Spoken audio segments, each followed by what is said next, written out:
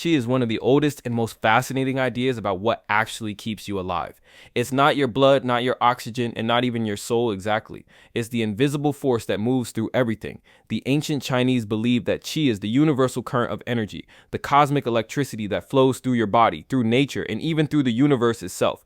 They said when Qi flows freely, you're healthy, focused, and aligned with life. But when it gets blocked, you feel sick, stuck, or drained. That's why so many Eastern practices like Tai Chi, Qigong, and acupuncture are basically ways of keeping your Qi moving smoothly, kind of like unclogging the pipes of your inner energy system. In traditional Chinese medicine, your body is seen as a network of energy pathways called meridians. Each one connects to an organ: the lungs, heart, liver, spleen, kidneys, all linked through Qi flow. When these meridians are balanced, everything in your system, body, emotions, and mind stays in harmony. But here's where it gets deeper. Qi isn't just inside you, it's everywhere. It flows through the air, through water, through the earth, even through sunlight. It's the breath of the universe, constantly cycling, transforming, and connecting every living thing into one big energetic web. In martial arts, Qi is treated like a real, trainable power. Masters claim to focus and project it for strength, speed, and even self-defense, sometimes described as internal power. Whether or not you believe those feats, the concept captures something universal, that the body and mind are not separate, but connected by a living energy you can feel when you're deeply focused, calm, or alive with purpose.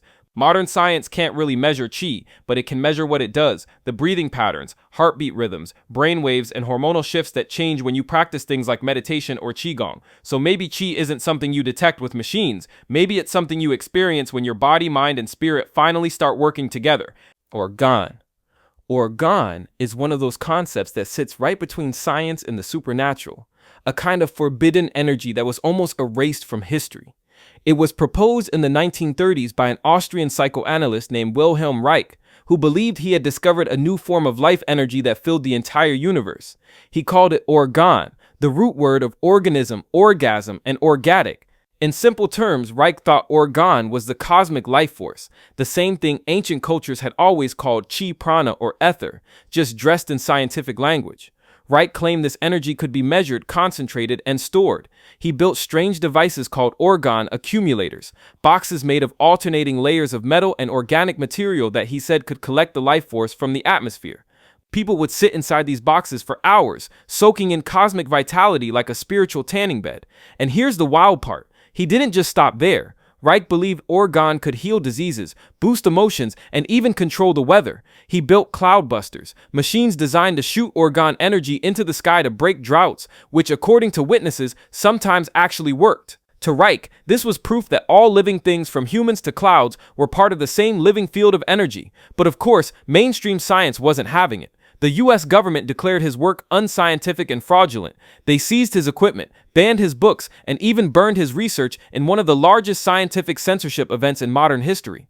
Reich was later imprisoned, and he died there, but his ideas refused to die with him. Today, orgone has become something of an underground legend. New Age thinkers, energy healers, and even conspiracy circles still use his ideas to explain how energy, thought, and emotion interact. They claim orgone flows through everything, and that both good and bad energies can affect its balance. Ether. Ether is one of the oldest and most mystical ideas about what reality is actually made of. Before atoms, before dark matter, before even space as we know it, philosophers believed the universe was filled with a pure, invisible substance that held everything together. They called it ether, the fifth element, beyond earth, air, fire, and water. To the ancient Greeks, ether was literally the air of the gods. It was what filled the heavens, the light of the stars, and the divine glue that connected the physical world to the spiritual. Aristotle said ether was eternal, weightless, and unchanging, unlike the four elements that decayed and transformed. In his view, ether was the perfect medium through which celestial bodies moved. Fast forward to the Renaissance, and ether became the scientific way to explain light and gravity. People thought light waves had to travel through something, and that something was the ether, an invisible sea that filled all of space. It made sense. If sound needs air to move, surely light needed ether too, right?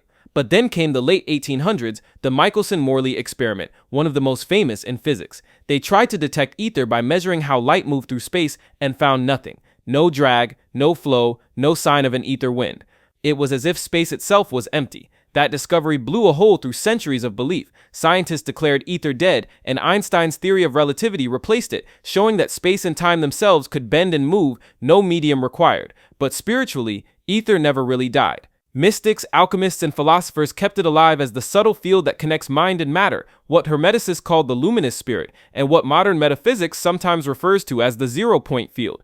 In this sense, ether is like the canvas of creation, the stillness everything else paints on.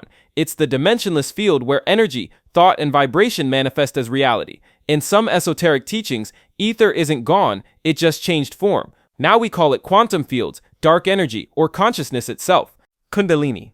Kundalini is one of the most mysterious and feared forms of spiritual energy, often called the serpent power. It's described as a coiled serpent resting at the base of your spine, asleep, waiting, not metaphorically. Ancient yogis believe that a real current of divine energy lies dormant inside every human being, coiled 3.5 times around the base chakra. When awakened, this serpent doesn't just move, it rises. It travels upward through the spinal column, piercing each chakra one by one, the root, sacral, solar plexus, heart, throat, third eye, and crown, until it reaches the top of the head, where it explodes into pure consciousness. That moment is said to feel like dying and being reborn at once. Your perception shifts from I am this body to I am everything. That's the state known as samadhi, ultimate union with the universe. But here's the thing, Kundalini awakening isn't always peaceful. It's not just good vibes and light. When the energy rises too fast, it can unleash repressed emotions, trauma, or even physical reactions, tremors, heat, visions, or euphoria. That's why traditional teachers warned, don't awaken it without guidance, because it's like giving a child a lightning bolt. You have to be ready to hold it. Kundalini is said to sleep in everyone, but only stirs when the channels are clear, when your life, mind, and energy are balanced. That's why ancient disciplines like yoga, mantra chanting, meditation, and breathwork all exist, to prepare your body and nervous system for that massive surge of energy. Symbolically, Kundalini represents human potential, the divine force buried inside you that wants to rise, evolve, and merge back with its cosmic source. It's the story of consciousness remembering itself. The serpent uncoiling is the spirit awakening. In neuroscience terms, some compare it to activating the entire nervous system, like your brain and body, sinking into one charged circuit of awareness. Your senses sharpen, intuition heightens, and the boundary between you and the world starts to dissolve. Prana. Prana is like Chi's Indian cousin. The same idea, just from a different culture. In Sanskrit, prana literally means life force or vital breath. It's the energy that rides on every inhale and exhale, the invisible current that keeps your mind awake, your body alive, and your spirit connected to everything around you. Ancient yogis believed that everything in existence, every person, tree, star, and thought, contains prana in some form. It's what turns the body into more than just flesh and bones. Without prana, you're just a structure. With it, you're a living field of energy, constantly exchanging life with the universe. In the yogic system, prana flows through thousands of subtle energy channels called nadis, with 3 main ones, Ida, Pingala, and Sushumna. When prana flows equally through all 3, the body becomes balanced, the mind clears up, and the higher centers of consciousness begin to awaken. One of the main ways to control this life force is through pranayama, the practice of conscious breathing. But it's more than just taking deep breaths. Each pattern of breath changes how energy flows inside you. Some calm the mind, some heat the body, some awaken dormant potential. It's like learning to be the electrician of your own spiritual circuitry. But prana isn't just the air you breathe. It's the energy inside sunlight, food, emotions, even thought itself. That's why spending time in nature feels so refreshing. You're literally absorbing prana from the world around you. And when you meditate, you're directing that energy inward, charging your inner battery instead of wasting it on distractions. Yogic philosophy also breaks prana into 5 types, called the Pancha Vayus. Prana Vayu, energy that moves inward. Apana Vayu, energy that moves downward. Samana Vayu, balancing energy in the center. Udana Vayu, rising energy. Vyana Vayu, energy that circulates everywhere. Together, these 5 act like the management team of your energetic body, each handling a department that keeps you alive and aligned. Mana. Mana is one of those ideas that sounds simple, but once you understand it, it completely changes how you see power, luck, and even life itself. The word mana comes from Polynesian and Melanesian cultures, and it means something like spiritual power or divine influence. But it isn't a god, and it isn't magic in the fantasy sense. It's the force that flows through all living and non-living things. To the Polynesians, everything in the universe had mana, from people and animals to rocks, oceans, and storms. But not all mana was equal. Some people were born with more of it. Chiefs, warriors, healers, and others could gain or lose it through their actions. If you were brave, honorable, or wise, your mana grew. If you acted selfishly or broke sacred rules, your mana weakened. So in a way, mana was both spiritual energy and moral credit. It wasn't just about how powerful you were, but how aligned you were with the laws of nature and spirit. When explorers first arrived in the Pacific Islands, they noticed that the idea of mana wasn't tied to one religion, it was everywhere. It appeared in Hawaiian huna, in Maori philosophy, and in many other island traditions. It was how people explained luck, authority, and even charisma. A person with strong mana could lead naturally, heal others, or cause change just by their presence. Divine energy is the origin point, the spark behind every spark, the current behind all currents. If Chi, Prana, and all the other energies are rivers, divine energy is the ocean they flow from. It's not just the force that animates life, it's the force that creates life. Every culture has a name for it. In Hinduism, it's Shakti, the raw creative power of the universe, the feminine pulse that gives birth to form. In Christianity, it's the Holy Spirit, the breath of God that moves over the waters of creation. In Hermetic philosophy, it's the Logos, the divine word or vibration that speaks matter into existence. Unlike other forms of energy that can be harnessed or directed, divine energy isn't controlled, it's surrendered to. You don't summon it, you align with it.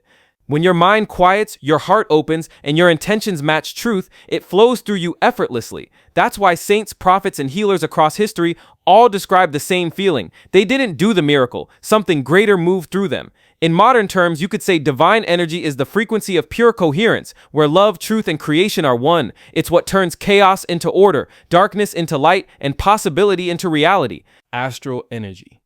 Astral energy is the power that runs the universe you can't see, the invisible current that fuels dreams, visions, and every experience beyond the physical world. It's said to be the energy of the astral plane, a dimension that sits right next to our own, where thought becomes form and emotion becomes movement.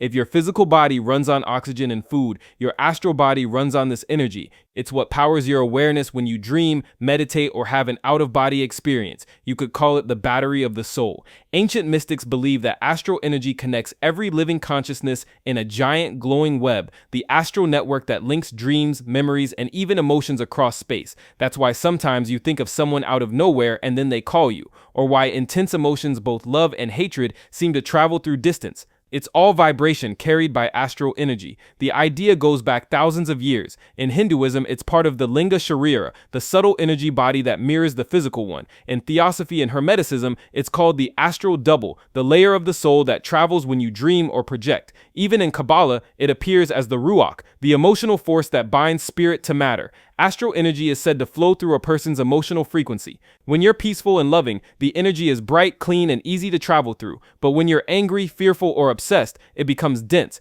pulling your awareness back down into the physical plane. That's why spiritual teachers always stress purifying your emotions before attempting astral projection, because your energy determines where you end up.